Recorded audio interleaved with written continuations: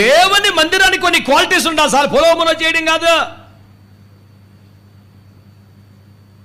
కొంతమంది బతుకులు ఎలా ఉంటాయి తెలుసునండి, 6 మాసాల పాటు ఓడల బయట తలుపులేసి లోకం చూడకుండా, పాపం చూడకుండా, అపవిత్రం చూడకుండా, కుళ్ళు చూడకుండా, ఎంగిలి తినకుండా, శవాలను పీకి తినకుండా తన చేతి మేతతో పెంచాడు నోవహు ఓడలో కాకిని. తలుపు తీస్తే దీని దరిద్రం పాడుగాని తిన్నగా వెళ్ళిపోయి శవాల మీద కూర్చుంది.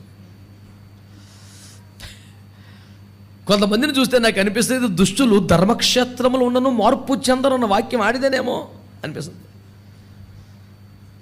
6 మాసాలు ఇందులో పెడితే వాడికి ఎంత ప్రాక్టీస్ వచ్చేయాలి. అమ్మయ్య, నేను ఈ దైవజనుడికి పెట్టిన గింజలు తిని బతుకుతాను, ఎక్కడే ఉంటాను, చక్కని పావురాలతో పాటు బతుకుతాను. అది అలా బిగపట్టుకొని బతికింది అనమాట. తలుపు తీస్తే ఏచి రక్తం వేచి. కొంతమంది పరిశుద్ధులతో ఉన్నప్పుడు, సేవకులతో ఉన్నప్పుడు, సహవాసంలో ఉన్నప్పుడు, మందిరంలో ఉన్నప్పుడు కాసేపు ఆ కోరికల్ని, ఆ ఆశల్ని, ఆ బుద్ధుల్ని, ఆ ఎస్ఎంఎస్ల్ని, ఆ వాట్సాప్ని, ఆ ఫేస్బుక్ని, ఆ పెంటనే అట్ట తొక్కిపట్టు ఉంచుతారు. బయటికి వెళ్తాం అల్లెల్లుయ్యా. రిజర్వాయరు నాగార్జున సాగర్ 60 గేట్లు ఎత్తేసినట్టు ఉంటుంది ఆడికి ఉద్యమం.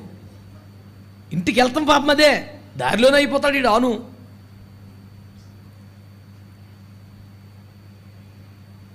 ఆడి పేరు మిస్టర్ క్రో, కాకి ఆడు. మీకు అర్థమైందా? అదే పౌరం అట్టు వదిలిపెడితే ఎక్కడ కాలు మోపి అవకాశం లేక చిచ్చి ఇది మనకు తగింది కాదని లోపలికి వచ్చేసింది. మళ్ళీ మురిసిపోయాడు, చెయ్యి చాపి దాన్ని లోపలికి తీసుకొని ఎంత ఆనందపడిపోయాడండి. దేవునికి స్తోత్రం చెప్పరా. నిన్ను లోకాలకి పంపిస్తే, కాలేజీకి పంపిస్తే, స్కూల్కి పంపిస్తే, డ్యూటీకి పంపిస్తే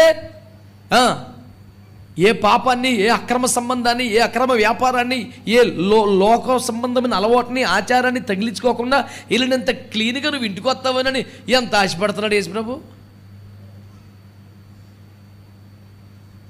నిజమైన భక్తి ఏమిటట? యాకోబు 1:27 ప్రకారం ఇహలోక మాలిన్యము తమ కంటకుండా తమ్మును తాము కాపాడుకొనుటయే.